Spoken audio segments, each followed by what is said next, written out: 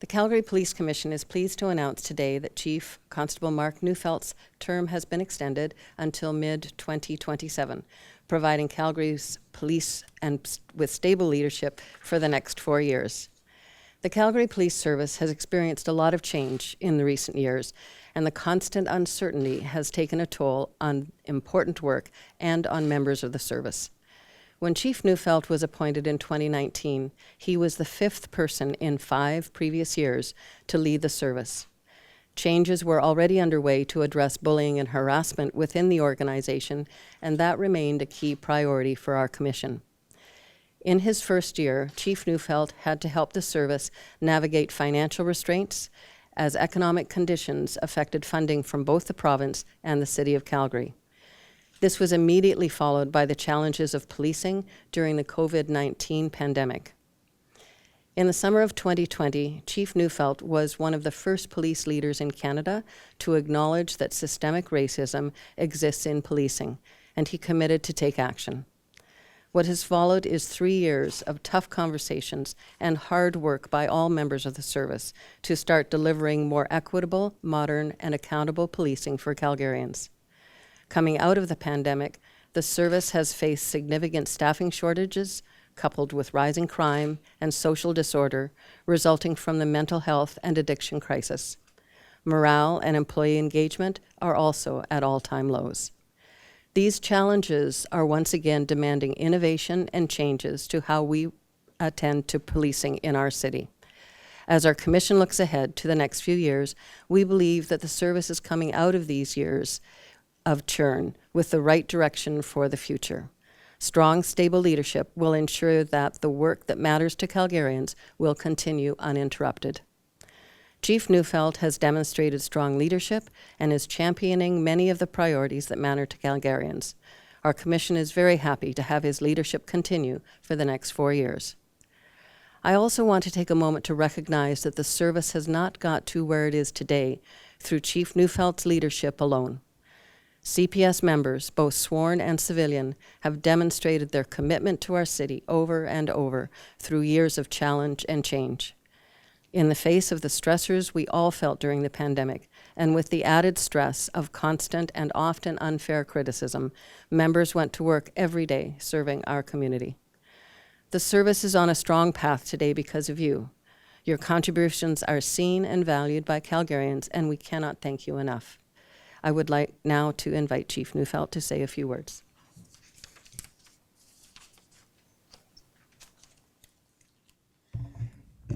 Thank you, Chair Cornett, and thanks everybody for coming.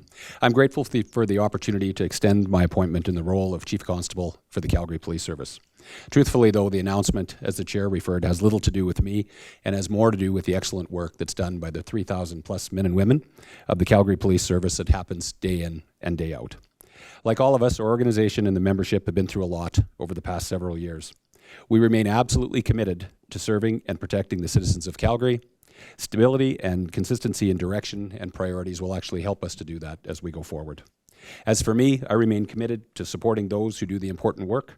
I'm committed to ensuring that our community remains a safe place and that we deal with many of the complex issues that we're dealing with today that all of you are well aware of. And I'm also committed to safeguarding the reputation of our service as well as the profession of policing as we move forward. I want to thank the CPC and City Council for their endorsement and their ongoing leadership and support of myself and the service through difficult times. We remain united around the issues of public safety and the need to provide safe, secure service for Calgarians and safe, secure public spaces. And we think it's really important to do that at a time when citizens need it the most. So with that, I'll say thank you and we'll be happy to take any questions you might have. Any questions? Just some for, I guess, Sean. First of all, what were some of the factors that went into renewing the contract? I think that I've commented on most of them. Stable leadership is critical, and there has been so much change and churn, both in the external environment, but also within the service itself and within previous leadership over the last number of years. And so committing to very good, strong leadership that's stable to carry through for the next few years was one of the very key factors. That and the fact that we have a lot of things in place, and we want those to continue. Also with the morale, can concerns and issues going on. Would that not suggest to you maybe if they continue to go down during his leadership that maybe new leadership would be warranted? I think it's important to look back over the last number of years and to look at the trend of morale, and that trend was going down over 5 years prior to that. And then when you look at the other things that have happened in the last 3 years between the pandemic, the social unrest, the moral and the difficult situation, and it's not just Calgary, it's across the country, I think that those things are being addressed. The other piece that I would add is that we understand that, you know, shortages of people on the street are there, but we've worked very hard and the recruiting is going on to make sure that we have staff shortages taken care of and moving that ahead as well. So I think with all those factors together, we will see an increase in morale, and we're working extremely hard to make sure that that happens. Question for the chief. Yeah. Chief, does this reflect your own desire to continue some of the work that you started over the last few years? Yes, for sure. When I came in, I certainly had a very clear mandate to be able to do some things. I think nobody anticipated a pandemic and the murder of George Floyd and defund the police and all the things that have happened over the last number of years. So I feel like we're beginning to get some traction on a number of very important initiatives. And so it's going to be important, I think, for that stability to keep going with that. And it's not an easy job from day to day, but I would like to see some of these things land as well, because a lot of hard work's gone into it, and I'd like to see it progress. What kind of things are you looking to continue on? What's sort of your main focus? Yeah, the main focus, I think, has largely been shaped, Colleen, by the four-year budget cycle as well. A lot of inputs went into that, from the employee engagement surveys, the citizen satisfaction surveys that the Commission does, council priorities with the new council. So it all kind of came together at a good time and coming out of the pandemic. A couple of things that are really important. Obviously, public safety is a huge issue, as people know right now. Our transit, our downtown, public spaces generally are a place where we're hearing people are feeling unsafe, and we're seeing some really aberrant behavior out there. And so that public safety is number one, which is frankly, the raison d'etre for police generally speaking. But for me, I think the thing that's really big for me is to look after the people that are doing the work, because it has been a very, very difficult time. As the chair spoke about, we've got an incredible amount of demand in terms of the complex issues that we're facing, and then we're facing staffing shortages, we're facing criticism and negativity. And as we yesterday we woke up again to another police officer being murdered in the country, and so we've seen 10 police officers lost in the last 9 months, I believe, and 9 of those were to violent murders. So very, very difficult environment out there, and so we need to be supporting the people that are doing the work. And I would go even farther and say supporting their families as well. In talking to the members of Beyond the Blue, the spouses group, the partners group for our members here in the service, it's a grind. It's been a very, very difficult time for family as well. So we need to be supporting them as well. But some of the initiatives that we need to continue to make progress on. Certainly human resource modernization. I think, again, with 5 chiefs and leadership groups in 5 years, for me, it took a little longer than I expected. When you say human resource modernization, it sounds simple until you get in and figure out exactly what does that require. And then we realized that in order to do what we needed to do, we're going to actually have to follow budget cycles, and we need investment and this type of thing. So, the issues that we face there are not issues that we can snap our fingers and say, these are easy fixes. These are complicated fixes. And so we're on the right path. We've had support from the Commission and support from Council to move that forward, but it does take time. We've heard loud and clear from Calgarians that they want us to evolve the crisis response model to bring in sort of a non-police response to low acuity type mental health calls and also some of the disorder calls. And so there's been a lot of work done in that regard, but again, more to do. I would say that also there's been some really good reviews and some really good work done around diversion. So there was a lot of calls, probably 30 or 40,000 recently, that we realized that we probably should not be going to. Historically, we've done that, and so now we've made some changes. We don't do those things. So as we're trying to continue to staff, and we're staffing up at full capacity, we're also looking at the demand side to see how do we take some of the pressure off of folks on the front line. But I think for me, looking after people in the organization so that they can deliver the important services to people in the community, that's a huge one, and that work will be able to continue. Can you just touch on the human resource modernization? What does that mean for the public? How does it impact complaints that are getting sent in, the speed there? Yeah, that's a really good question. So one of the pieces of that too is, so when I talk about human resource modernization, some of that is internal services. So I can tell you that our police service is fantastic at operations, investigations, and our work in the community, second to none. But I think what our Achilles heel was, and one of the challenges was with our internal services, including the HR piece. So when we talk about labor relations, human rights, this type of thing, part of the challenge was we had police officers in those roles. And so one thing that we know, even though we had good people in those roles, we changed them often. So if you think about the level of complexity that's gone into human resources and managing a complex, diverse workforce over the years, it has become very complex. So about the time people get in and start getting good at what they're doing, we move them out again. And so we never really got really good at it. We've done a full restructuring with respect to how we deliver human resources or human resources within the police service. But now it's about actually staffing up, bringing in, we've got all kinds of civilian professionals that have come in that will stay in those roles and continue to deliver those services. So those type of services won't be things that the public would necessarily access directly, but I think where it's important is the employee experience. And the fact that people actually feel better about the way that the organization runs. They feel that it's equitable. They feel they have opportunities for development and contribution. And then if they need accommodations or return to work, or if there's injuries, there's engagement all the way through that process, right from basically hire to retire. And I think once we have that, I think that'll translate to the quality of services that are delivered to Calgarians. So that's where they'll see it. For the Commission Chair, what is the mandate over these next 3 years, specifically when it comes to morale? What does the chief and the leadership team need to do to get that number up? There is a plan that's been put into place called Pathways to Engagement for the service to look at all of the different elements. To say that there's one thing, it's not just one thing. There's many, many things. And so there's been a tremendous amount of work that's been done within the service to pull a plan together to look at the areas and really take a good hard look and listen to the feedback that's provided, to work on those things and to move it forward. So the mandate from Commission to the service is to continue that work and continue to monitor it and make sure that it's having the right effect. But it's many, many things that have provided over the years to get that input, and now it's really making a stand and focusing and making sure that the plan gets implemented. And how does that then translate to frontline experiences for Calgarians? I think it's back to a little bit what the chief said, that once you have a workforce that's more engaged and more comfortable and more comfortable with what they're doing and happy at work, they're going to be providing better service to people on the street, because that's where the interface is. So it's the same in any organization. If you have employees who are not happy, what they do is going to be reflected in that.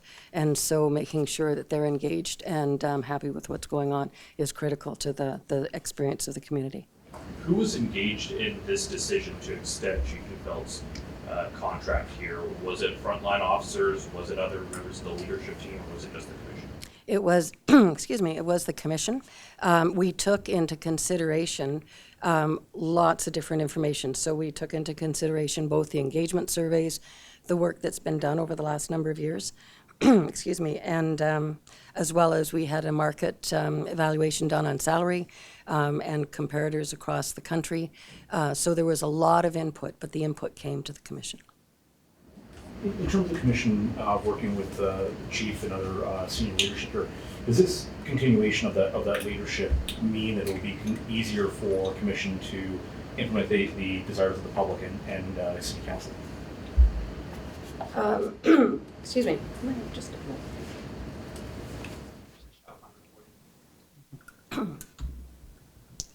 I don't know that I would say it's going to be easier. The continuity and the consistency and the stability means that as things move forward, the partnerships that we've developed between the service and the Commission and the city have been front and center of the last couple of years, as you've probably seen. And so to have the leadership at the service remain stable, to continue to work and build relationships. The partnerships and relationships don't happen just, at the flip of a switch, and you need to work on them and build them and figure out what's working, adjust and amend and add new things. And so that ability to maintain the consistency and stability, I think, will make sure that we'll have bumps along the way for sure.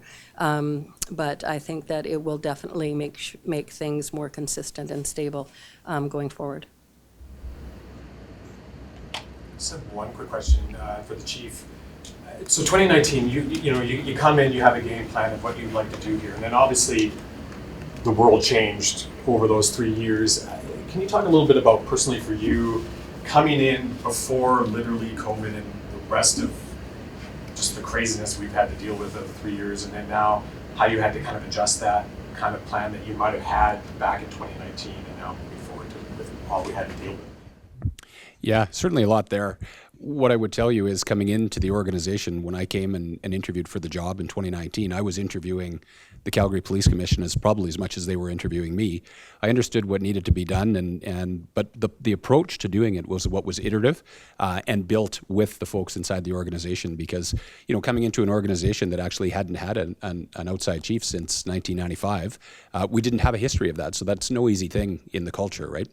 Obviously, nobody had anticipated a pandemic and some of the things that we've talked about that have been disruptors of everything right across the globe. But I mean, let's face it, we still had to stay focused on what we were going to do, notwithstanding responding to the pandemic and all the challenges. But I think we were able to stay focused. We talked about, when we came in, some things that definitely needed to be addressed. One of them was the relationship with the associations.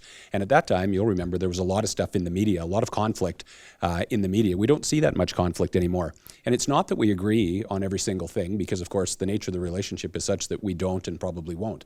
But we've come to a place where I think there's a respectful relationship, where we respect one another and the position, and I certainly respect them. And what we've agreed is that the membership wants to be in the news for the good work that they do. They don't want to be the news because of a bunch of drama that's preventable. And I think we've done a good job of actually preventing some of that. At that time, you'll remember that the Arkansas inquiry was pretty fresh. And so, again, with five leaders and leadership teams over the last 5 years, there hadn't necessarily been a lot of traction with the implementation of the recommendations from that. Justice Whitman had been in. I think there was 80 recommendations around use of force because of a spike in officer-involved shootings, and so that was sitting outstanding. So there was a number of these things. The HR modernization, we know that the bullying and harassment issue was front and center. When I did my Google search, it was front and center there, as you guys know. So these are things that I think we've been able to surmount. I can tell you Whitman recommendations are done. Today, our professional standards, I would say, I'm very proud of what we're doing there. I would say that we are second to none in the province, to the point that I'm almost concerned about it transitioning over now because we'll lose traction. But we went from having probably over 500 files backed up in professional standards. Today, there's about 150. And the timelines for resolving investigations have gone down substantially, such that we've heard from the members, like, this is much better than it was in terms of the timelines and the stress and pressures. So I think there's been a lot of great progress, notwithstanding the pandemic. But I think the number one thing was being able to come in and having that little bit of time, say from June 2019 to when the pandemic hit, to at least get around during that period of time, first stampede, meet the members, meet the community. And the members were fantastic, and the community was fantastic in that short period of time. When I look back, if I wouldn't have had that period of time, this would have been very difficult, because we're driving big changes, we're reacting to huge disruptions, and if we were trying to do that without any sort of relationships and stuff like that, I think it would have been a very, very hard row to hoe. So a lot of work gone in, a lot of credit to the membership, a lot of credit to this great community for being able to welcome myself and my family with open arms. And like I say, we've been through a lot together, but there's still a lot to do, and we're going to continue to do it. Any last questions? Chief, can I just ask you about this afternoon you're going to be giving out some badges for new recruits. We won't be able to do that today, so I'll ask you now. Fortunate. How does that affect, obviously, the province's promise to get new boots on the ground and 150 new police on the ground? How important is that to get these guys trained, and what are the next steps to continue to fill those roles? Yeah, so that's a great question. So we're, these classes that we've planned and that we're hiring this year are really filling vacancies that existed for retirements and attrition and that type of thing. So the recent announcement by the province for the 50 additional members, those will be recruited sort of down the line. That's not something we've realized just yet or even have the funding for. I think we're working through, what is going to be the fine print in terms of, what the intent is of that funding. And so the agreements will be worked out. I would just say that that's something that we're thankful for. I think that those are going to be resources that are going to be very helpful to bolster the ranks of the police service, but we'll continue to work with the province to see sort of what attaches to that and get them out on the street as quick as we can. But that's not an overnight process by no means. I think if it's okay, while we got you here, if I can just one off topic, I apologize.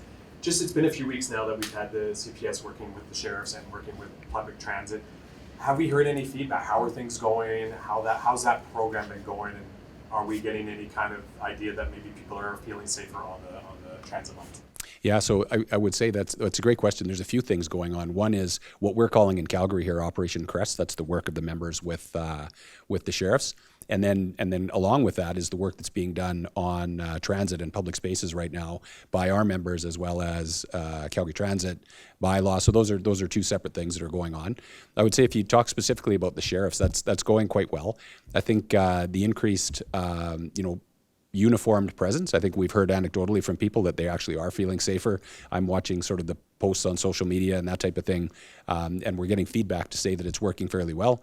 I can tell you that having spoken to some of the members, both ours and the sheriffs that are working, they enjoy doing the work and enjoy being out there, being able to help out in a space that they know is important to Calgarians. So that's good. What we're looking at, though, is an evaluation when the project is over. There is some data that we can provide in terms of, like, we're providing monthly updates to the province as well, and to the commission with updates, and we certainly have those, and we can share, numbers of calls and types of interventions and this type of thing. But I would say just having the extra ability to put two people together, and one being a sheriff, that's good. That's extra capacity that we wouldn't have otherwise had. Initially, I would just add that it was a data-driven approach to where they would go, and so transit wasn't included, although there were 5 areas in the downtown that were targeted. And as a result of the concerns around transit, and I think that the kind of the tipping point was a shooting on the bus and that type of thing, we moved them onto transit at key times as well, just because we felt they needed to be there as well. So they're in all of those places now as well.